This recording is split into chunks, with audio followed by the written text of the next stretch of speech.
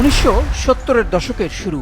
মধ্যপ্রাচ্যের তেল সম্পদই ছিল তখনকার বিশ্বের চালিকা শক্তি, আর এই তেল সম্পদের বড় অংশ নিয়ন্ত্রণ করত মধ্যপ্রাচ্যের দেশগুলো, বিশেষ করে সৌদি আরব। দেশটির বাদশাহ ফয়সাল বিন আব্দুল আজিজ আল সৌদ জানতেন এই শক্তির কথা।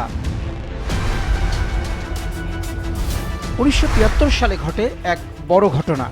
ইসরায়েল মিশর ও সিরিয়ার সাথে যুদ্ধে জড়ায়, যা চতুর্থ আরব ইসরায়েল যুদ্ধ নামে পরিচিত। এতে ইসরায়েলকে সমর্থন দেয় যুক্তরাষ্ট্র ও পশ্চিমা দেশগুলো। প্রতিবাদে সৌদি আরব এসব দেশগুলোকে হুঁশিয়ারি দেয়, বেছে নিতে হবে যে কোনো একটি, হয় ইসরায়েল না হয় তেল। যুক্তরাষ্ট্র ও ইউরোপ প্রথমে বিষয়টিকে পাত্তা দেয়নি, ফলে এসব দেশে তেল সরবরাহ কমিয়ে দেয় আরব দেশগুলো। বিশ্বজুড়ে শুরু হয় তেল সংকট, দাম কয়েক গুণ বেড়ে যায়, লম্বা লাইন পড়ে যায় পেট্রোল পাম্পে। পশ্চিমা বিশ্ব বুঝতে পারে মধ্যপ্রাচ্যের তেলের উপর তাদের নির্ভরতা কতটা। একজন রাজা একটিও বুলেট খরচ না করে দেখান তেল যে কত বড় কৌশলগত অস্ত্র। এই সংকটের পর যুক্তরাষ্ট্র ও সৌদি আরবের মধ্যে শুরু হয় নতুন এক অর্থনৈতিক সমঝোতা।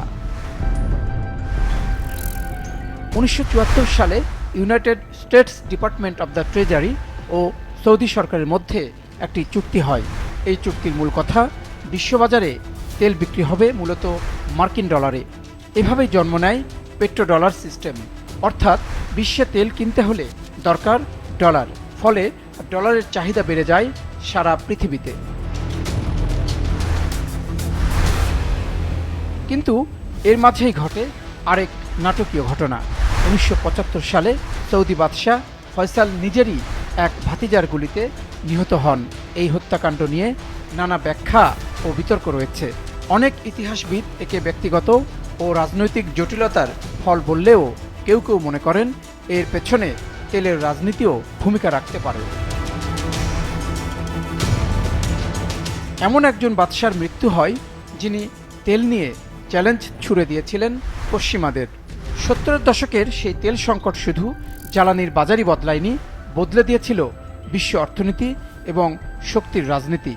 আর এরপর থেকে বিশ্ব অর্থনীতিতে শক্তভাবে প্রতিষ্ঠা পায় পেট্রোডলার ব্যবস্থা।